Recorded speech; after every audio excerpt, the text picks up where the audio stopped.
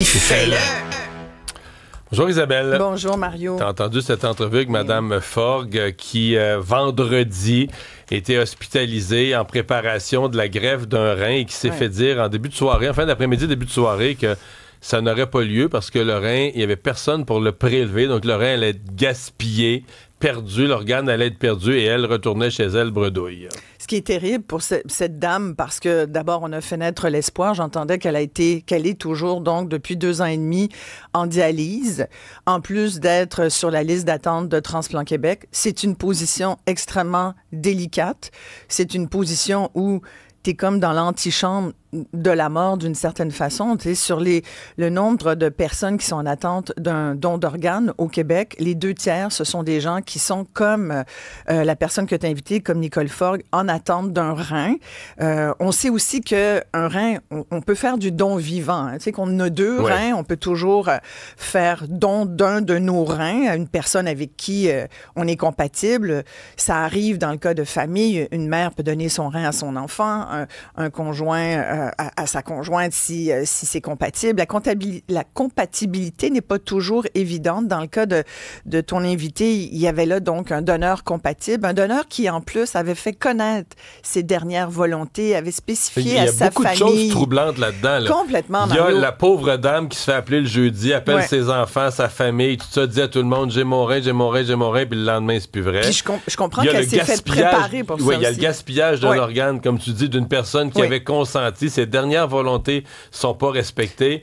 Il y a beaucoup d'aspects troublants à cette situation-là. Et ce qu'elle dit, c'est que ce qu'on lui aurait dit, c'est qu'on n'a pas trouvé de chirurgien pour prélever l'organe. C'est ce que je comprends. Ça se passe apparemment au CHU de Sherbrooke. Mais en fait, elle était au CHU de Sherbrooke. Ça ne veut pas dire que l'organe aurait pu être prélevé à Montréal, à Québec ou ailleurs. Là. Exactement, c'est ça. Mais c'est quelque chose, toi qui surveilles de près le dossier des dons d'organes, c'est fréquent. Elle a dit qu'on lui a dit que ça arrive 5-6 fois par année. Bien, effectivement, puis j'ai fait quelques appels hier auprès de médecins que je connais, qui connaissent bien la situation du don et de la greffe d'organes au Québec et qui me disent, c'est sûr que ça arrive et c'est plus souvent qu'on pense. En même temps, on n'a pas de données forcément. Je peux pas te dire ce matin c'est arrivé tant de fois. Probablement que statistiquement, c'est noté à nulle part. Là. La madame nous le raconte, mais je suis à peu près certain que c'est inscrit à nulle part parce que c'est un événement, dans le fond, qui n'a pas eu lieu. Fait qu'il n'est pas inscrit. Là, exactement. Mais ce que je peux te dire toutefois, parce que ce qui est très intéressant là-dedans, puis la dernière fois, on s'est parlé du don d'organes il y a une couple de semaines, parce que c'était la journée internationale du don d'organes et de greffe. Et tu disais, on a perdu un organe, on n'a pas juste perdu un rein, puis on n'a pas juste pu permettre à cette dame de se sortir cette dame aurait pu avoir accès à la santé à nouveau grâce à quelqu'un qui a décidé de ne plus vivre pour des raisons. Souvent, là, les gens qui sont sur l'aide médicale à mourir, 70%, là, c'est des gens qui sont en fin de vie, ils ont le cancer, il y a plus de possibilités. Ça peut être une maladie dégénérative. Ou une maladie dégénérative. Que le système nerveux, par exemple, est fini, mais que les reins sont bien corrects. Et la dernière fois que j'en ai parlé, toi et moi, justement, on parlait d'aide médicale à mourir un peu parce que, au-delà du fait que le Québec est champion de l'aide médicale à mourir, c'est à peu près 8% de la mortalité au Québec qui est via le système d'aide médicale à mourir. C'est quand même important. On est les champions au monde de l'aide médicale à mourir et de ce choix-là pour les gens qui sont en fin de vie. Dans certaines régions, comme l'Anaudière, c'est même 13%. Là, c'est énorme.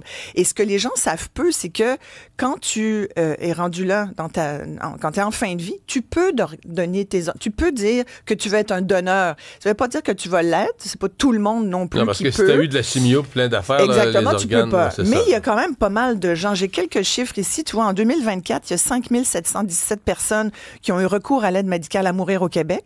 8% des décès. C'est le double que les autres pays dans le monde. Puis même au Canada, c'est entre 4 et 5% en Europe, 4,7% au Canada. Et sincèrement, les personnes qui choisissent l'aide médicale à mourir, je trouve ça dommage qu'on leur propose pas, parce que c'est ça la question. Est-ce qu'on leur propose? Il y a très peu de gens, finalement, qui peuvent, comme Nicole, bon, finalement, Nicole, elle n'a pas eu son rein, mais tu sais, si les gens qui veulent mourir via l'aide médicale à mourir parce qu'ils n'ont plus de possibilité de vivre, qui choisissent le don d'organes et de greffe, c'est fabuleux. Tu peux sauver jusqu'à 8 personnes.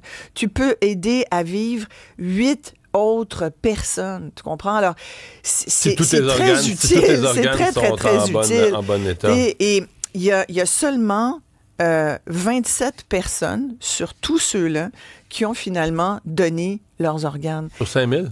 T'imagines? C'est incroyable. Sur 5717 personnes, 27 seulement. T'as envie de crier au gaspillage. T'as envie de dire, mais il y a du monde en ce moment qui vont peut-être mourir sur la liste de Transplant Québec. C'est terrible. Moi, je pense qu'on ne leur propose pas. Je pense qu'on... Et puis, regarde, quand tu es en fin de vie puis que tu choisis l'aide médicale à mourir, moi, je respecte toute la lourdeur de la décision. En même temps, pour avoir parlé à des gens qui l'ont eu, l'aide médicale à mourir, il y a comme aussi une... Il y a comme, c'est émotif, mais en même temps pas tant. Il y a une phase émotive, puis à un moment donné, il y a une phase rationnelle. Regarde, c'est ça. C'est le bout de ma vie.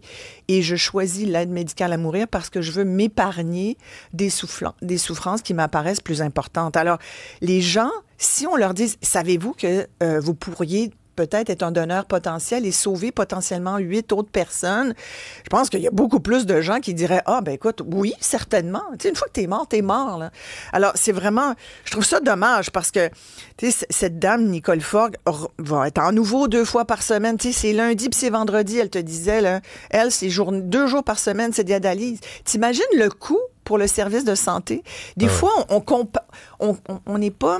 Tu sais, on veut pas être dans la gestion comptable, mais parlons de comptabilité un petit peu, puis de coût. Une dialyse, là, c'est extrêmement coûteux, quelqu'un qui est sur dialyse. Ouais, c'est une demi-journée complète, plus qu'une demi-journée. Mais pas juste pour la personne, mais pour le système de santé. Alors que, puis tu vas me dire, ben, une greffe aussi, c'est coûteux. Oui, mais tu redonnes la santé, exactement. Alors, tu sais, je parlais au médecin hier, puis il me disait, écoute, ça arrive. Là, en ce moment, on a un problème avec, effectivement, de trouver des chirurgiens qui sont préleveurs. Des fois, c'est pas le même chirurgien qui prélève et qui va mettre les organes dans le donneur. T'sais, on travaille encore en silo. Il y a peu de moyens. Il y a encore beaucoup de tabous qui est autour du don d'organes et de greffe. Ce que je comprends pas aujourd'hui. Mais il y a une chose est sûre, c'est que les personnes qui choisissent l'aide médicale à mourir, c'est une source potentielle importante de don d'organes et de greffe. Et c'est pas normal que dans un cas où la mort est programmée, qu'on n'arrive pas à programmer un don. D'autant plus qu'on doit faire à la personne, il y a un questionnaire, on lui fait remplir toutes les formalités, donc on pourrait inclure ça dedans. Là. Et il y a un médecin qui me disait hier, écoute, c'est sûr que c'est délicat parce que s'il y avait un meilleur arrimage, si tu veux, si les gens étaient au courant avant, tu sais, dès qu'une personne arrive puis dit, moi, je choisis l'aide médicale à mourir, puis j'ai vu qu'au Québec, c'est quand même assez rapide pour les gens en fin de vie, là, ça peut être même 2 semaines, tu sais, 10 jours, 15 jours, là, tu peux l'avoir. Évidemment, tu réponds aux critères, là, bien sûr, il faut répondre à des critères qui sont quand même assez bien détaillés. Mais tu dis, à ce moment-là, à ce stade, au moment de la demande, est-ce que vous seriez ouvert à donner vos organes? Ben, les gens peuvent cocher la case. L'ont-ils cette possibilité-là? Ont-elles ces personnes-là, là, est-ce qu'ils ont la connaissance qu'ils peuvent être des donneurs potentiels? Moi, je pense que non. Et je pense que ça peut être réglé vite, là, tu comprends? Et je trouve que c'est malheureux parce que, tu vois, il y aurait eu, selon Transplant Québec, 158 personnes qui auraient été référées pour le don d'organes. Bon, il y en avait 80% qui n'ont pas été éligibles à cause de leurs conditions médicales. Parmi les 34 donneurs éligibles, il y en a 7 qui ont été annulés, comme le cas de Nicole Forgue. Mais, tu sais... Donc, il y en est resté 27. Voilà, 34. Exactement. C'est malheureux. Je trouve ça très malheureux. La grève à la STM qui, chaque jour qui passe, là, on voit plus de conséquences. Est-ce que vraiment on va pouvoir laisser pendant tout le mois de novembre une grande ville comme Montréal sans transport en commun? Écoute, là, ça fait à peu près une semaine, là, même pas un peu moins d'une semaine. Et là, il y a comme un mouvement qui se crée de la part des acteurs économiques, avec raison, parce que là, au début, c'était les gens qui se plaignaient, mais là, maintenant, c'est l'économie de Montréal et de la grande région de Montréal et par extension du Québec qui en souffrent. Les fédérations des chambres de commerce, la Fédération du Montréal métropolitain, le Conseil du patronat, nomme-les, les détaillants, tous ceux là, qui sont vraiment première ligne, services économiques. Parce que eux, c'est leurs clients et leurs employés. Là, écoute, on a entendu les étudiants au cégep qui se rendent pas, les employés au travail qui se rendent pas. Les gens qui ont des rendez-vous médicaux qui se rendent pas. Les travailleurs de la santé qui ne se rendent pas.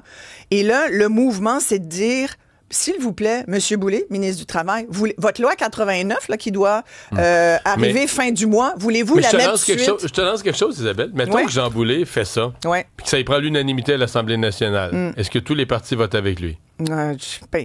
Les libéraux, je pense que oui. Ouais. Est-ce que le PQ et Québec solidaire, qui ont des alliances syndicales, vont trouver une excuse pour bloquer la loi? Parce que le gouvernement fera sans doute, là, tu veux dire Québec solidaire, c'est sûr. Parce qu'on va rappeler le droit de grève. Parce que le gouvernement ne fera pas un autre baillon. Il ne fera pas un autre siégé de nuit comme ils ont fait pour les médecins. Ils viennent de le faire, ça a mal viré, ils ne le feront pas. Mais pour le faire, ça prendrait l'unanimité. Ouais.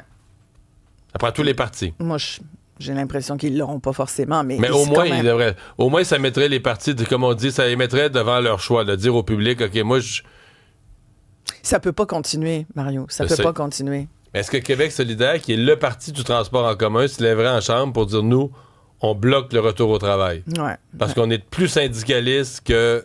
Ah, mais ils vont tous... Tu sais, d'ailleurs, même la nouvelle mairesse de Montréal rappelait, là, c'est comme une évidence, là, pour avoir l'air politically correct, rappelait le droit de chacun des travailleurs à faire la grève. Je comprends, mais là, tu ne peux pas paralyser l'économie d'une métropole comme Montréal.